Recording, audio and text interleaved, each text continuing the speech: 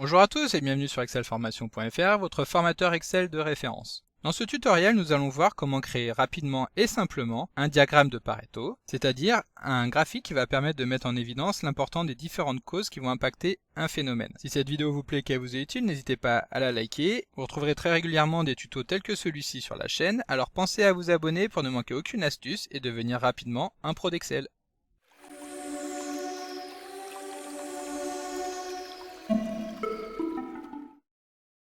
Comme d'habitude, le support de secours est disponible dans la description de la vidéo. Donc avant de commencer à construire notre diagramme de Pareto, nous allons commencer par voir de quoi il s'agit. Le diagramme de Pareto est un type de graphique qui permet de mettre en évidence l'importance des différentes causes qui impactent un phénomène. En d'autres termes, ce document va permettre de définir les règles de priorité sur les actions à mener pour gérer un phénomène étudié. Ce phénomène peut par exemple être l'étude des pannes d'une machine, la typologie d'une clientèle, la composition d'un chiffre d'affaires d'une entreprise, etc. Ce graphique repose en effet sur le principe du 20-80 qui énonce que dans de nombreux domaines, seulement 20% des efforts permettent d'engendrer 80% de résultats, et donc il convient de consacrer une grande partie des ressources disponibles à gérer ces 20% pour obtenir un résultat maximal. La construction du diagramme de Pareto que nous allons voir se décompose en 3 étapes principales. Dans la première étape, nous allons organiser les données, puis dans la seconde, nous allons traiter ces données, et enfin, lorsque cela sera fait, nous pourrons commencer à construire notre graphique. Donc, pour commencer, nous allons voir comment organiser les données, mais avant de pouvoir les organiser, il convient évidemment de les recueillir. Et pour cela, les moyens sont nombreux. On peut par exemple mettre en place des relevés de panne sur les machines, des études statistiques, décomposer les différents éléments d'un chiffre d'affaires, effectuer des sondages, etc. Alors attention, un des pièges dans lequel il faut éviter de tomber est d'avoir un trop grand nombre de données. En effet, au-delà d'une petite dizaine d'éléments étudiés, l'interprétation du document sera vraiment très compliquée et il convient alors de regrouper ces données par tranche ou par famille. Pour illustrer ce tutoriel, nous disposons de l'exemple que nous avons ici à l'écran, dans lequel nous retrouvons un relevé des arrêts des machines dans une usine au cours de l'année 2018, et donc ces arrêts sont exprimés en minutes. Donc ici, l'entreprise va vouloir savoir comment diminuer significativement les temps d'immobilisation de ces machines. Donc pour cela, la première chose que nous allons faire va consister à organiser les données de manière hiérarchique, en présentant tout d'abord les causes ayant un impact le plus important. En effet, nous voyons ici que les données ne sont pas classées, et donc il est compliqué d'y déceler une hiérarchie. Donc pour cela, nous sélectionnons les données, puis nous allons cliquer sur le menu Données, et ici nous allons choisir de trier du plus grand au plus petit. Ici, Excel nous informe avoir détecté des cellules adjacentes aux cellules que nous souhaitons trier, et nous demande si nous souhaitons étendre la sélection à ces cellules. Donc effectivement, c'est ce que nous voulons, donc nous laissons cocher étendre la sélection, puis nous cliquons sur le bouton tri. De cette manière, nous retrouvons en premier les éléments les plus importants, pour arriver tout à la fin sur ceux qui le sont moins. Et donc nous voyons ici que l'élément principal d'immobilisation des machines est lié à une surchauffe du bloc moteur. Donc maintenant, nous allons ajouter des colonnes à notre tableau, et donc pour que les données soient facilement identifiables, nous allons ajouter des en-têtes. Donc la première colonne, nous allons l'appeler cause. Celle-ci énumère en effet les différentes causes de panne. La seconde colonne, nous allons l'appeler arrêt, exprimée en minutes, nous l'avons vu. Nous allons mettre très légèrement en forme ces données afin de rendre leur lecture plus agréable. Donc dans accueil, nous allons centrer ces colonnes sur la droite, et nous allons simplement souligner les en-têtes de colonnes. Voilà, donc maintenant que nous disposons de nos données agencées de manière hiérarchique, nous allons pouvoir passer à la seconde étape qui consiste à traiter ces données.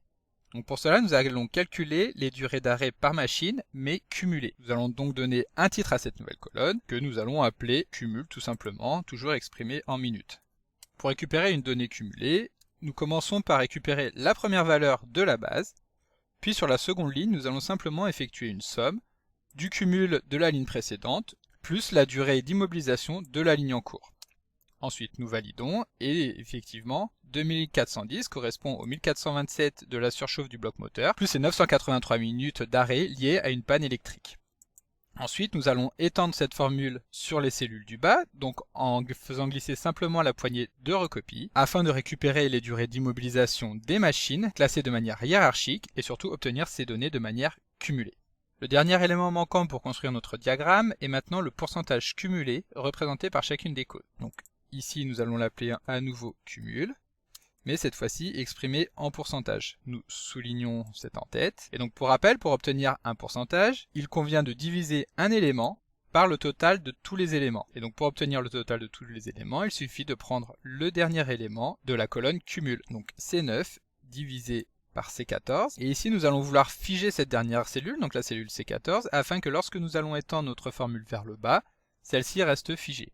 Donc pour cela, nous allons simplement appuyer sur la touche F4 du clavier, afin qu'Excel ajoute automatiquement les dollars au niveau des coordonnées, donc devant le C de la colonne et le 14 de la ligne. Nous validons en appuyant sur la touche Entrée, et comme tout à l'heure, nous allons maintenant étendre cette formule vers le bas. Donc évidemment, comme nous pouvons le voir, les données affichées ne sont pas très lisibles, nous allons donc leur appliquer un format de type pourcentage. Donc nous allons venir dans le menu Accueil, et sélectionner simplement pourcentage. Puis nous allons retirer les décimales afin que les données soient clairement lisibles. De cette manière, nous comprenons bien que la surchauffe du bloc moteur a représenté 41% des temps d'immobilisation des machines, puis que la surchauffe du bloc moteur ainsi que les pannes électriques ont représenté 69% de l'immobilisation. Et donc maintenant que nous avons nos données retraitées, nous allons pouvoir passer à la dernière étape qui consiste simplement à construire le diagramme de Pareto. Et là, pas de panique, Excel a justement un type de graphique tout prêt pour nous. Donc pour commencer, nous sélectionnons l'ensemble des données de notre tableau, ce qui comprend évidemment les en-têtes, puis nous allons choisir d'insérer un graphique combiné. Donc un graphique combiné est un type de graphique qui permet de présenter deux types de données sur deux axes différents. Donc nous avions déjà étudié ce type de graphique dans un précédent tutoriel, dont vous trouverez le lien dans la description de la vidéo.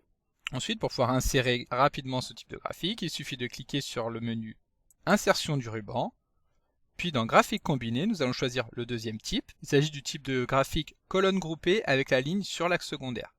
Donc nous cliquons pour sélectionner l'insertion de ce graphique. Ici, le graphique que nous avons à l'écran ne ressemble évidemment pas à un graphique de Pareto. La raison est très simple, c'est qu'avant d'insérer le graphique, nous avons sélectionné toutes les données de notre tableau, y compris la colonne cumul en minutes, alors que celle-ci ne sert en fait qu'à permettre le calcul de la dernière colonne, qui est donc la colonne cumul en pourcentage. Il suffit alors de supprimer cette colonne. Donc pour cela, nous sélectionnons une des colonnes qui correspond au cumul exprimé en minutes, puis nous appuyons sur la touche suppression du clavier.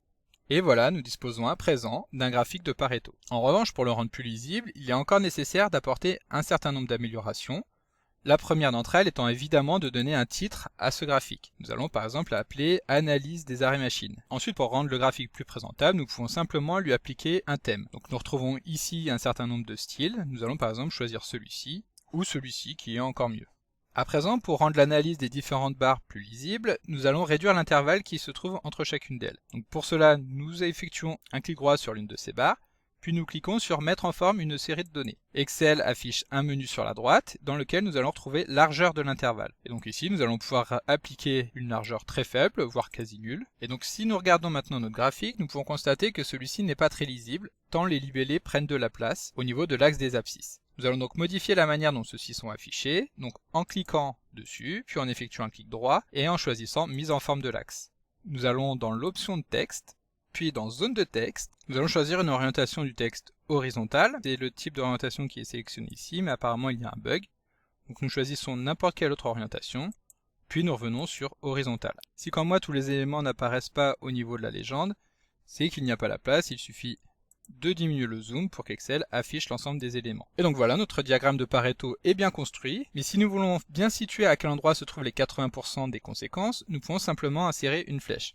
Donc pour cela, nous allons nous rendre dans le menu Insertion. Dans Forme, nous allons choisir d'insérer une flèche de type connecteur en angle avec une flèche. Nous allons prendre pour point de départ les 80% qui se situent sur l'axe des ordonnées à droite. Alors attention, il ne faut pas se fier aux barres que nous voyons au fond, qui correspondent à l'axe principal, qui est donc l'évaluation des pannes en minutes. Nous situons bien sur le 80%, puis nous plaçons la flèche de manière à ce que l'angle de la flèche fasse à peu près 90 degrés avec la courbe. Ensuite, nous déplaçons le rond jaune afin que la courbe ne fasse qu'un seul angle. Puis nous allons modifier cette courbe. Donc, tout d'abord en la mettant en rouge, puis en lui appliquant un certain nombre d'effets, donc par exemple une ombre, une taille plus importante, et un autre type d'effet qui peut être pas mal, c'est de lui appliquer ici un éclat.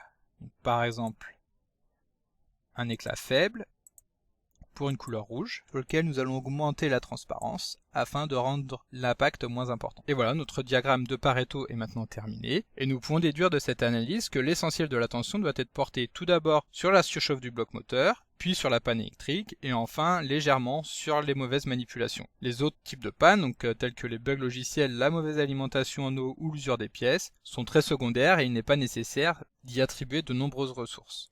Et voilà, comme d'habitude, vous pouvez télécharger le support de secours en suivant le lien que vous trouverez dans la description de la vidéo. Si la vidéo vous a plu, n'oubliez pas de la liker et de la partager. Et si ce n'est pas encore fait, abonnez-vous à la chaîne en cliquant sur le bouton situé en bas à droite de votre écran pour ne manquer aucune astuce. Merci d'avoir suivi cette vidéo jusqu'au bout et à demain.